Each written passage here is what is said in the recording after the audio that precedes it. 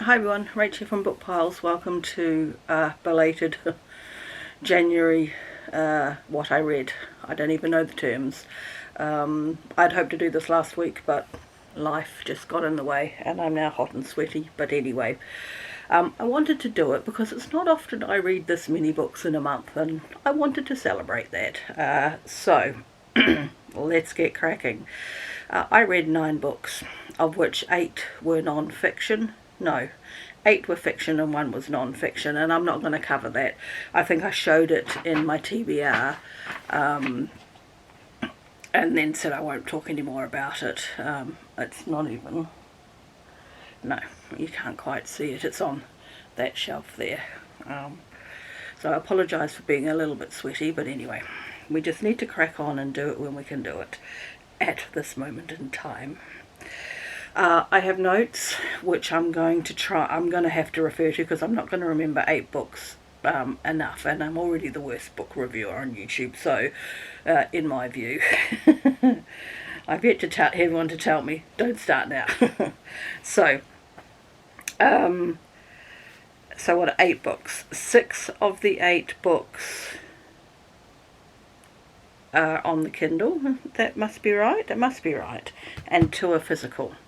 So we'll start with, and I shall stick a cover photo of all the Kindle books, in this gap. So we'll start with the second book I read, the first fiction book, and that was Lady in Disguise by Wendy Vella. It's the first book in the Langley Sisters series. And I'm pretty sure I said in my TBR video that I wanted to read books by some of the Spa Girls. I feel like we keep going in and out of focus. I apologise for that. Stop moving, Rachel. Why is your camera misbehaving? I wanted to read some books by the Spa Girls who have a YouTube channel and a podcast, and they help writers, and they are New Zealand authors. So I wanted to read some of their books. Now, I discovered one of them writes fantasy, which is not in my wheelhouse. The fourth lady, she must write under a pen name because I can only find non-fiction writing books with her name on them. So what she actually writes, I don't know. I haven't delved enough to try and find that yet. So it left me with the 2 other ladies. So Wendy Vella is one of them, and she writes historical romance. So I read book 1, Lady in Disguise, and our hero... Oh, no, we're not starting again. Our hero and heroine are Will and Olivia. And I remember why I chose this book, and I'm sure I said it in the TBR, because it had the word highwayman in the blurb, and I'm like, this sounds interesting. So effectively, because of family circumstances for Olivia, she and her sister don disguises and become highwaymen to basically keep the family afloat, to make sure that society doesn't see that the family is crumbling. And they hold up, I think, in the course of the book, they hold up 3 carriages, and each one is interesting in its own way.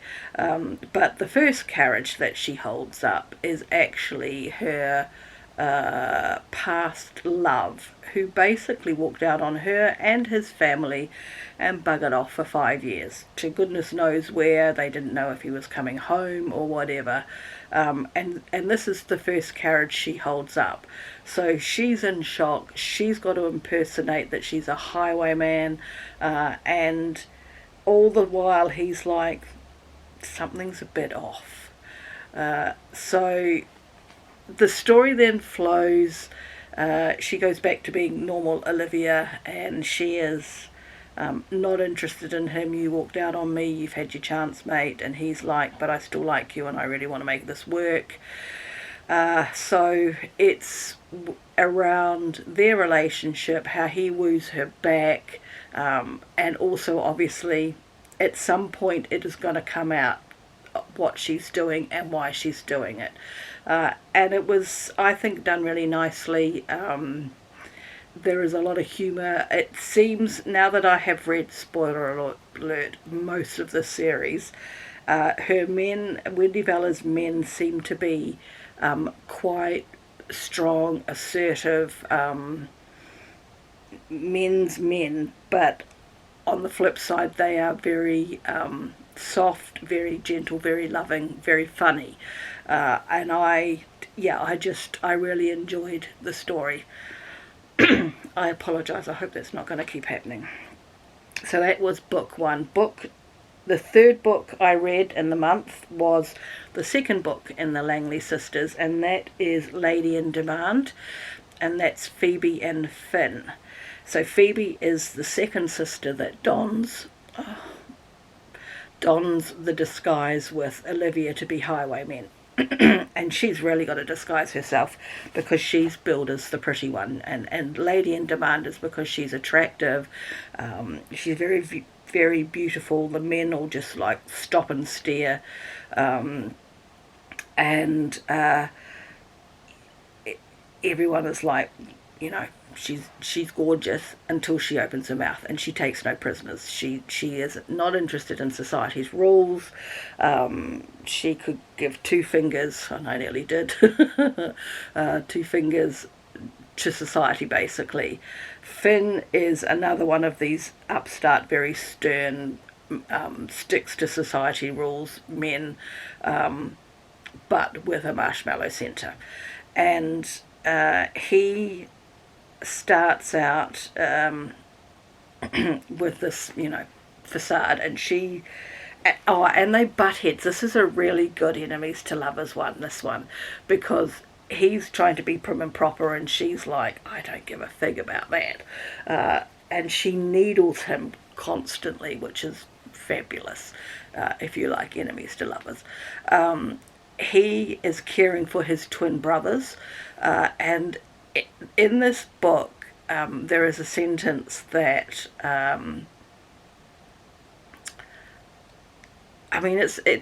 it just made me laugh out loud. And it's not often that I read something like that, and it has really stuck with me. It was spot on. The response was spot on.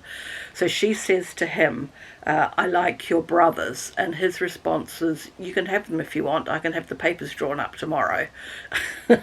Which just, the humour of it, it really resonated with me. I really loved it. I thought it was ever so funny. So obviously it is how they thaw out towards each other, and their love match. So that's book 2 in the Langley sisters. Then the next one I read, which would have been the fourth book of the month, is Lady in Distress. Again, the Langley sisters, Wendy Vella, book 3. So this is the third sister. So you've got Olivia, you've got Phoebe, and now you've got Bella. And she... I don't like giving too many spoilers, so I'm not going to. She has got an injury, and she goes away to Scotland to a recuperation centre to try and help overcome this injury, and it works. Her love match is Luke, and he actually starts out as the stable hand for Will from book 1's family, and when Will buggers off for 5 years, Luke goes with him, and so while they are away, Luke becomes a very canny businessman, and he makes a lot of money. So he's now straddling the two worlds. He's grown up in a life of service, but he's more wealthy than some of the nobility. And when he comes back, feels like he has to go back into the life of servitude, even though he's wealthy. So he doesn't think he's good enough for Bella, who those two have carried a torch for each other for ages. So book 3 centres around her chipping away at him and him realising that he is worthy enough. And probably...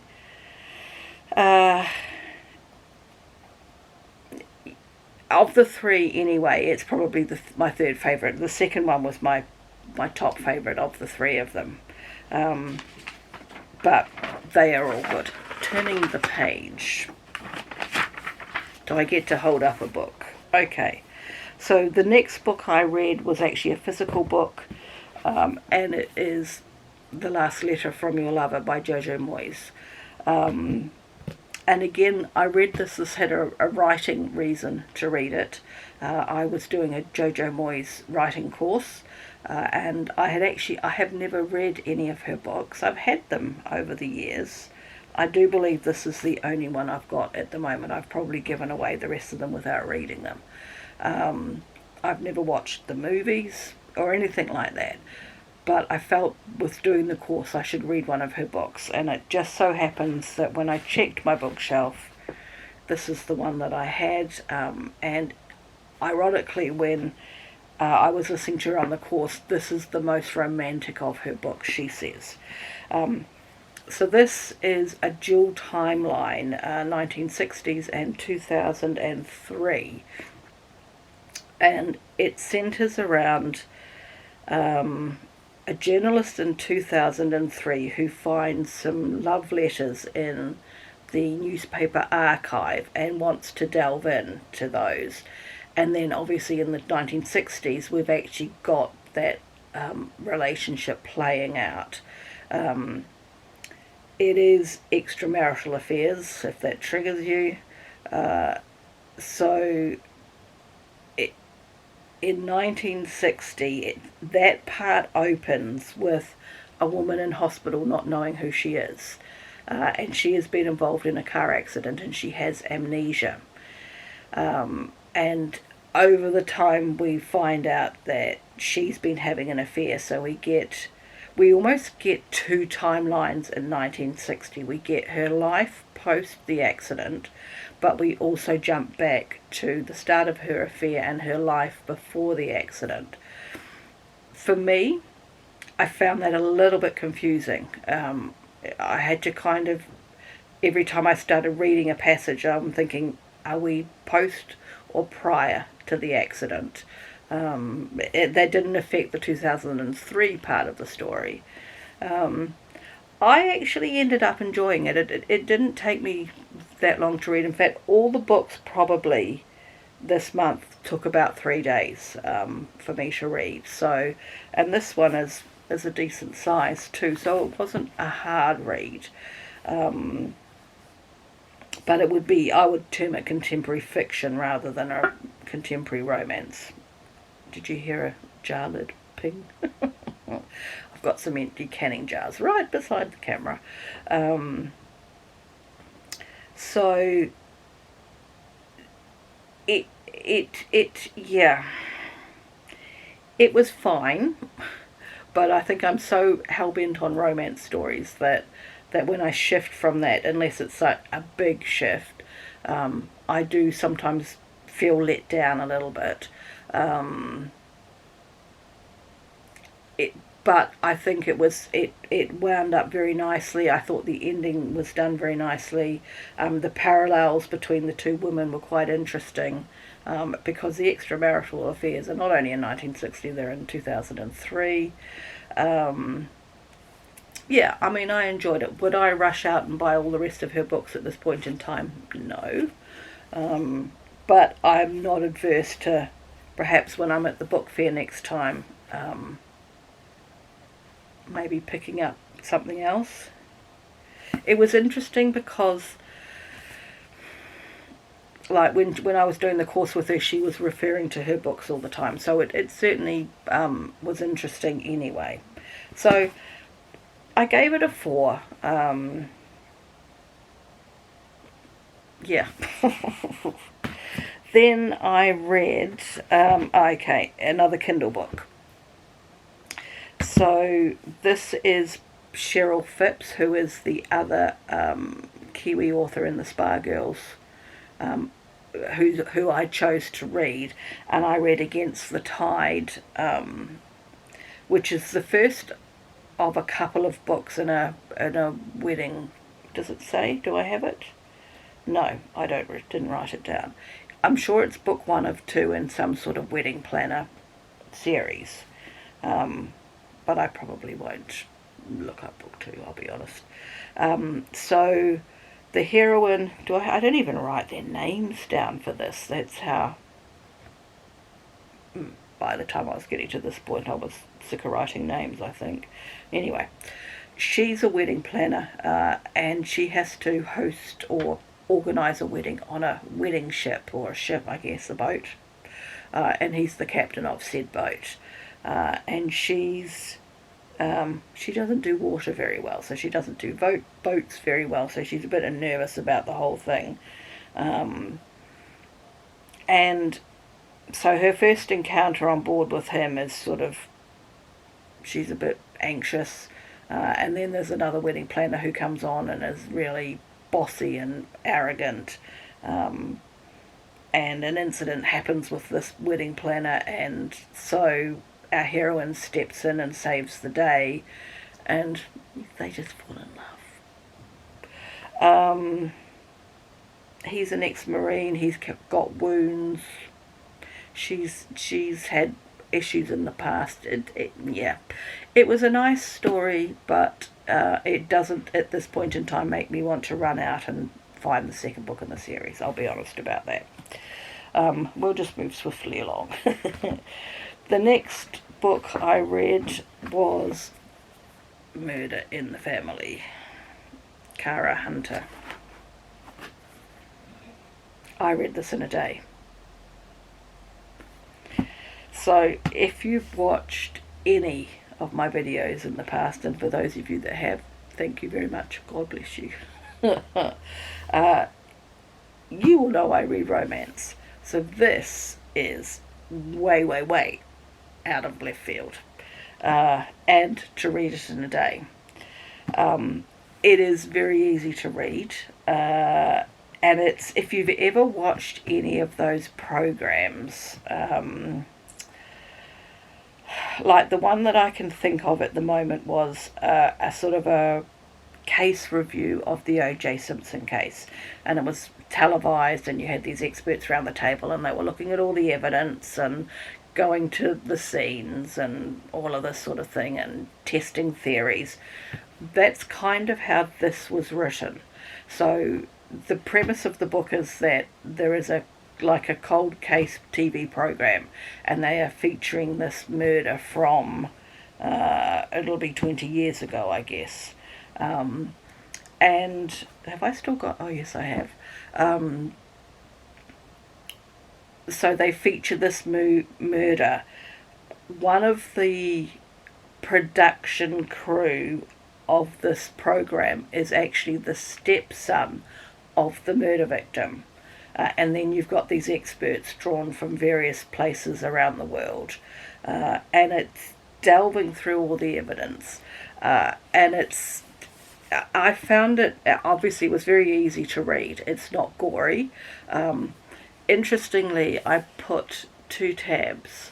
Now I think that, oh okay, so the first tab is actually just the list of the people around the table and what their fields were, so I could refer back to, but I don't think I ever did. So the second tab is, I made a question. I thought it was at this point where I read it, I'm going to actually take the purple one away, so it's not relevant anymore. I don't need to hide it. So at that point in the book, I questioned something, and I thought I'm going to mark it and write on the tag what I'm questioning and see how that plays out along the way. And interestingly, I was right.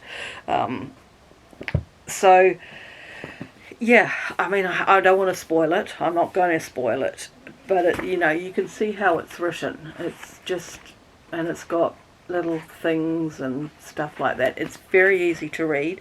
If you do want to pick it up and read it, don't skip over things like that, newspaper articles or anything like that, even though, like in this instance, they've torn off the bottom of the article still read it, because there is information in it that will help you come to grips with the story. So if you are interested in things like that, but you don't want all the gore, which is what I don't want, and I've got a sore leg, I recommend that. I thought that was really good. Alright, where are we up to? We need to flip over the page. We're nearly done. Okay, so the last two books are back on the Kindle, and they are the fourth and fifth books in the Langley Sisters series by Wendy Vela. So book 4 is called The Lady Plays Her Ace. And this is Thea and Ace. And Thea is the sister of Will, the hero from book 1. And Ace, is another self-made man like Luke in the previous book 3. He's also been a champion boxer, and he's apparently, physically, he's meant to be really big and tall and wide and, athletic and intimidating. And their story, again, it's another head-butting thing, because she doesn't take any prisoners, even though she's a duke's daughter and a duke's sister. And Will is not the duke, by the way. What is their story, though?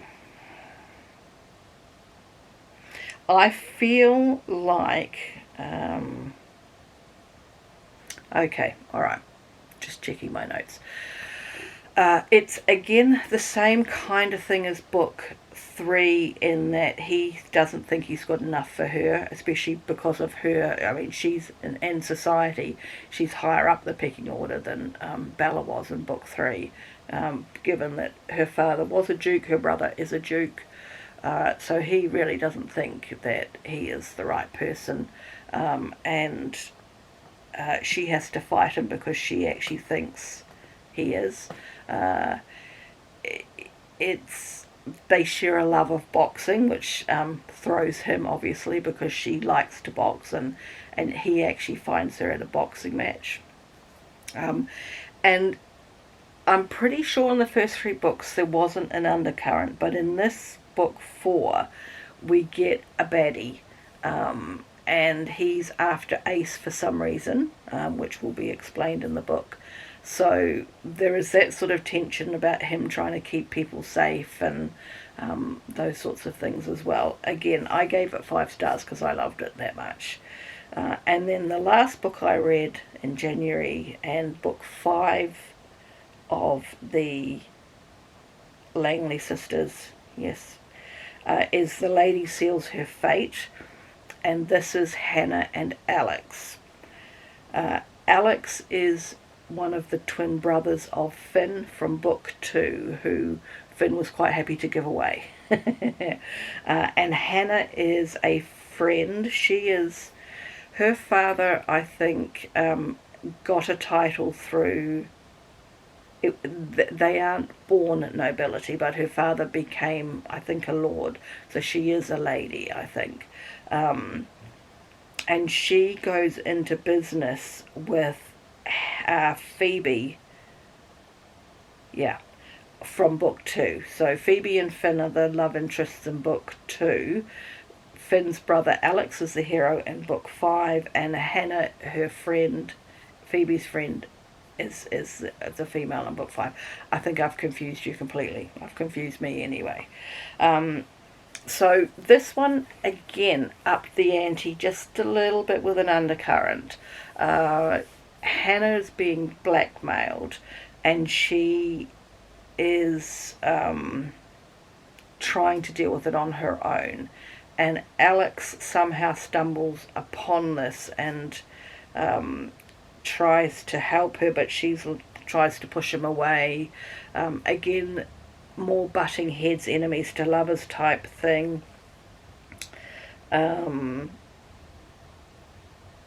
What I liked with this is that once they realised... I am thinking of doing a specific video for the Langley sisters. I've still got one more book to read, and I'm reading it at the moment. And so I'm cautious about how much I say, because otherwise I'm just going to repeat myself if I do that video. What's heartwarming about in this book is how this found family of people gather around and help Hannah in her time of crisis. She is so hell-bent on protecting her family from this blackmail that she does a runner, and it's how all the men just grab horses and go. They use their contacts, because Ace from book 4 has contacts in the underworld because of his, dodgy start in life. How they use all of the means available to them to find information, and then they go find her. So it just was a really nice, I just really enjoyed it. Alex is funny, like his brother. I'm sure there is another line, but I can't remember. I didn't write it down like I did in book 2. But I really enjoyed this series. I was surprised. Oh, I say the series. So far you only know 5 of the 7 books. I'm on book 7 currently. I thoroughly recommend it. And I would read it in order too, personally. But I will save that. Oh, crikey. So that was all of the 8 fiction books I read. And yeah, I'm really pleased that I started off the year really well, having fallen off the wagon completely last year. So, have you read anything I've read? What did you think? I will catch you again in another video very soon. As I say, I think I will do a dive into this series when I finished it.